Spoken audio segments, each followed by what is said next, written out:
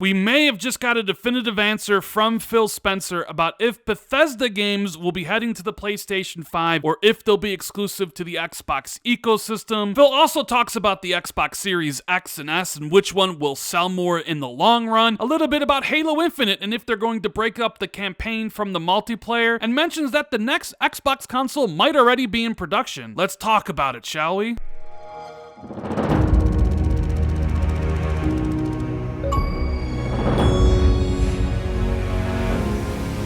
What is going on, everybody? It's Randall419, the man with the million, back again with another video. Hope everyone's having a great day, and if you guys could do me a huge favor, make sure you hit that like button. If you're new here, make sure you hit that subscribe button, and please share this video out on social media. I really appreciate it. Thank you guys so much for all the continued support. Now, this video is certainly going to be an interesting one because it deals with probably the biggest topic to happen in gaming the last month or so, and that's whether or not the Bethesda games like Starfield, Elder Scrolls 6, the next Fallout, the next Doom, the next Wolfenstein, etc., etc. The debate being, would Microsoft be putting those games on PlayStation 5 to recoup some of that $7.5 billion that Microsoft spent on ZeniMax and Bethesda, or if Microsoft was going to keep those games exclusive to the Xbox platform, put them on the Xbox Series X and Series S consoles, have them on PC day one, and then of course streamable via mobile, all kind of brought together through the power of Xbox Game Pass. Now, a lot of you already know what my stance on this subject is. I don't think Microsoft spent $7.5 billion to put these games on PlayStation to give Sony a free 30% cut. They made the deal because they know they need content, because in this upcoming generation, content is going to be king. So Microsoft went out and they searched for studios, and they bought Ninja Theory, and they bought Obsidian, and they bought Playground Games, but they weren't done. They had their eyes on a bigger prize, Bethesda, and all of its great studios and all of its great IP, for the simple reason of having exclusive content for the Xbox platform, but more importantly, content for Xbox Game Pass. All those games available day one, because that is Microsoft's strategy moving forward. They want to get as many subscribers to Xbox Game Pass as possible. And to fully maximize how many people Microsoft could drive into Xbox Game Pass, they would need to keep those Bethesda games exclusive. You wouldn't be able to get them on PlayStation 5 because a certain segment of the audience would just continue to play them on PlayStation, and that was contrary to your goal of driving people to Xbox Game Pass. Now, the official statement that Phil Spencer gave back when Microsoft agreed in principle to buy Bethesda is that they would evaluate the titles on a case-by-case basis, and that led to rampant speculation about what games would be Xbox exclusive or if they would all come to PlayStation. Now, in some of my videos from last month when talking about this subject, I've used previous Phil Spencer interviews to showcase why I think those Bethesda games would only be on Xbox, and I'm gonna do that once again today by using this Kotaku interview with Phil Spencer, which I'll have linked below. It starts off with, hey, Spencer had said in previous interviews that existing deals involving ZeniMax games would still be honored, suggesting that something like the time-traveling game Deathloop would still come first to PlayStation 5 as previously announced. Beyond that though, fans have wondered whether ZeniMax games would go Xbox and PC only. In other words, they've wondered if PlayStation would stop getting Fallouts and miss out on the sequel to Skyrim. I wondered that too. Quote, is it possible to recoup a $7.5 billion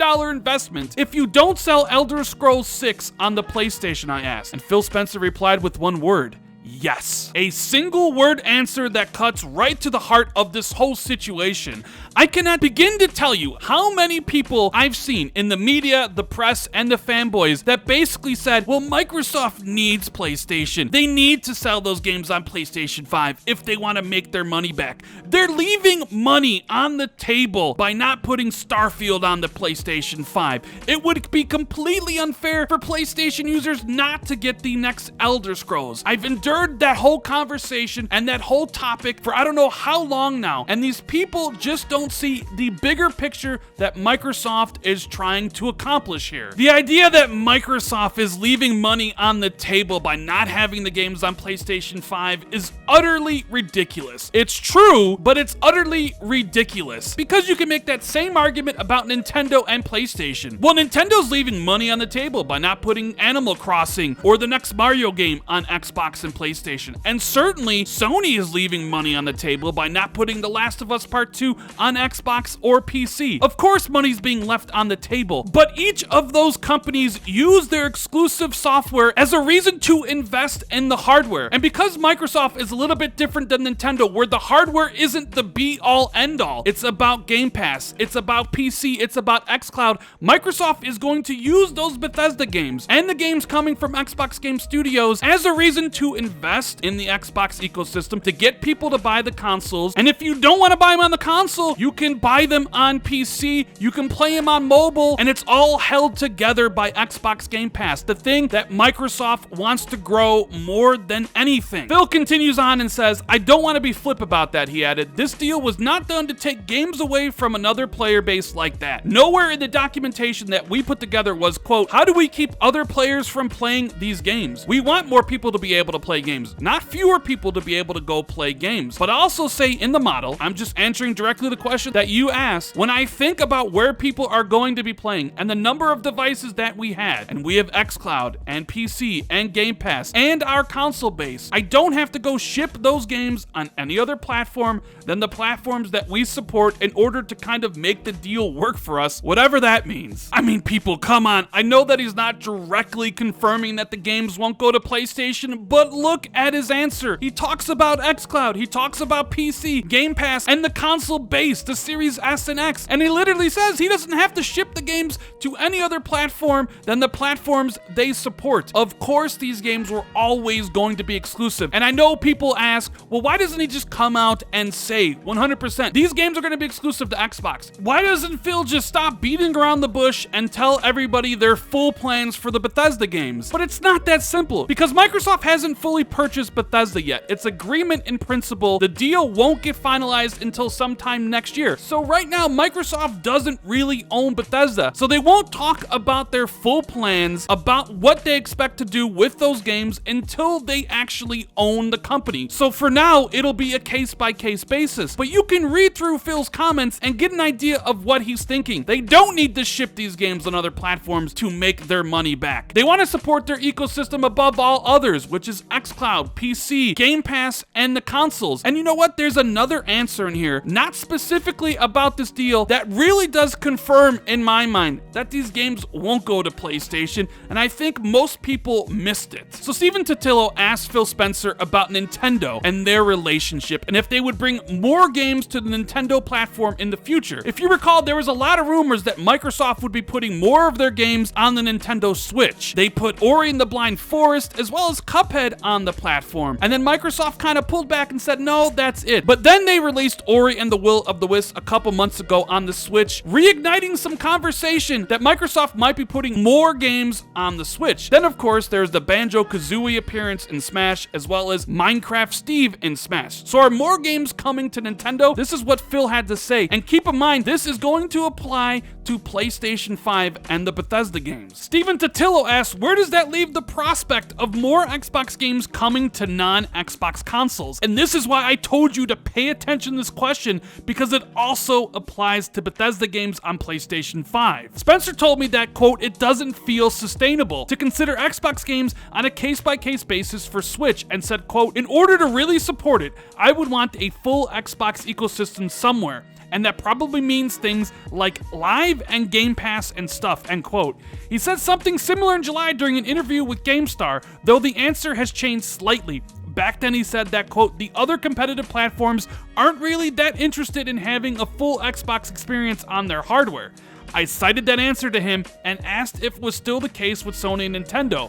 Quote, I don't want to speak for them, he said. I think they should probably answer. I honestly think this answer about Xbox putting their games on Switch can also be applied to the Bethesda games on PlayStation 5. Phil even says here that it doesn't feel sustainable to consider Xbox games on a case-by-case basis for Switch. And if you recall, that's exactly the terminology he used with the Bethesda games, that they would take it case by case. So if it doesn't feel sustainable for the Switch, of course it's not going to feel sustainable for the PlayStation 5. In my opinion, the only way these Bethesda games show up on a Nintendo Switch or the PlayStation 5 is exactly what Phil says here in this quote, that they would need a full Xbox ecosystem, and that means Xbox Live and Game Pass. And do you honestly think that PlayStation, Sony, is going to want Game Pass and Xbox Live accessible to every one of their users? So in my opinion, because of this, the Bethesda games won't be on PlayStation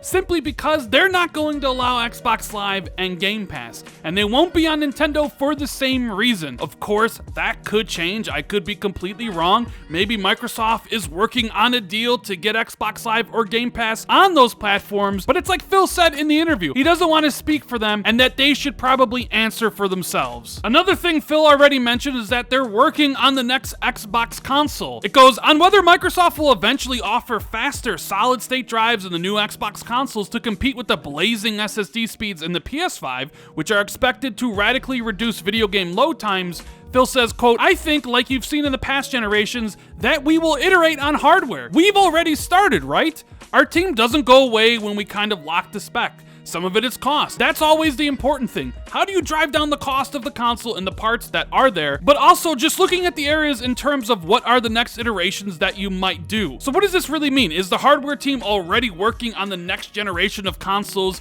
maybe coming out in 6 or 7 years? Did Phil just indirectly confirm that there will be mid-gen refreshes? Now keep in mind, the Xbox One X launched about 4 years after the Xbox One. Could we see a same thing here, where in 2024 Microsoft offers a better, more powerful Xbox Series XX with a faster SSD? Maybe he's talking about how they might slim down the Series X in a few years, because both PlayStation and Xbox eventually do offer slimmer versions of their consoles once they're able to reduce the price to get the cost down. All I can kind of glean from this answer is that there is new Xbox hardware coming, but only time will tell if it's a slim version, a mid-gen refresh, or completely next-generation hardware. Now, just like everybody else, I was very disappointed that Halo Infinite was delayed from the launch of the consoles to 2021. And Phil Spencer was asked about the idea of splitting up Halo's multiplayer from the single player, something that I don't think should be done. Steven says, "I asked if Microsoft would consider offering Halo Infinite's campaign at a different time than the multiplayer, if one is complete before the other." Phil says, quote, "Bonnie Ross headed the Halo franchise and the team will drive those decisions.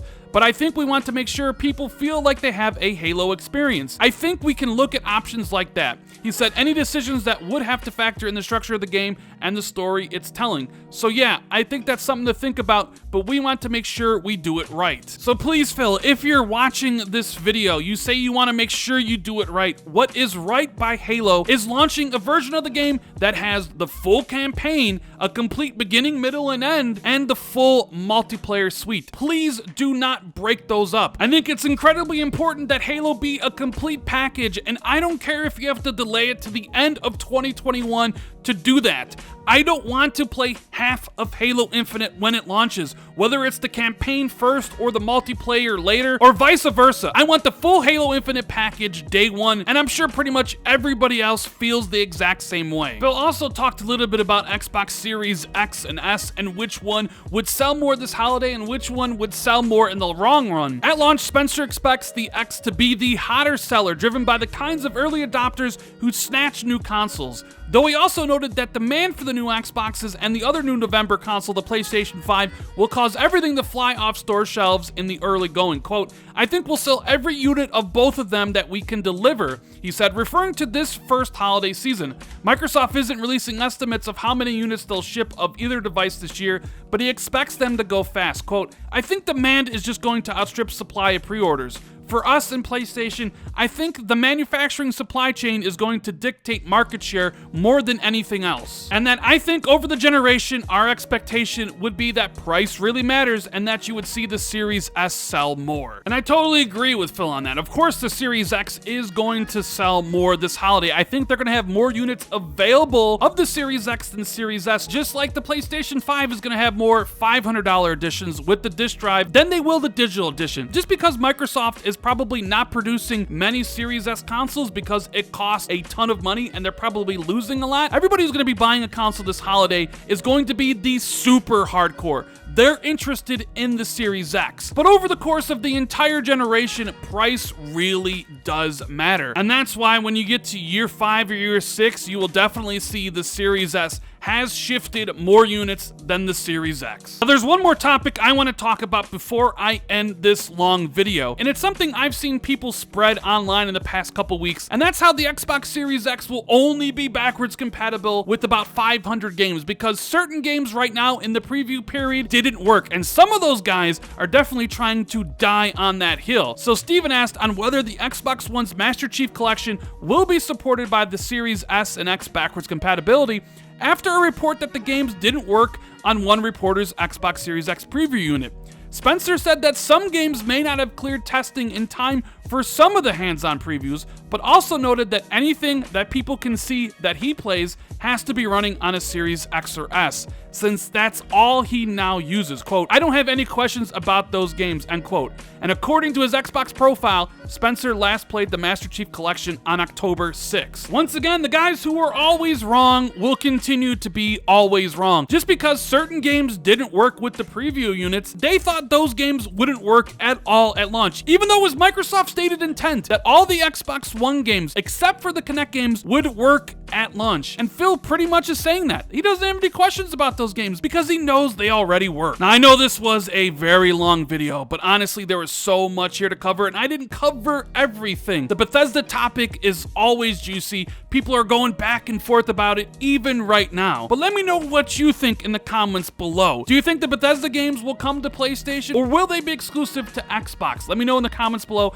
And as always, if you enjoyed this video, make sure you hit that like and subscribe button. Please share this video out on social media or tell a friend about the channel. Hit that notification bell if you always want to be notified immediately, right away, whenever I drop a new video like this. If you want to take your support for the channel even further, you can hit that join button where you get access to channel badges and the emotes for the Xbox 2 podcast that we do every Friday. Thank you guys so much for watching. I truly appreciate each and every one of you that take the time out of your day to do so, and I'll see everybody in the next video. Later, guys.